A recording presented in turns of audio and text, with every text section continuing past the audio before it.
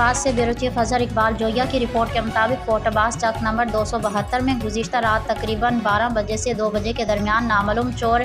एक घर में दाखिल होकर लाखों रुपए मालियत का कीमती सामान, सोना, चांदी और दीगर कीमती अशिया चोरी करके फरार हो गए।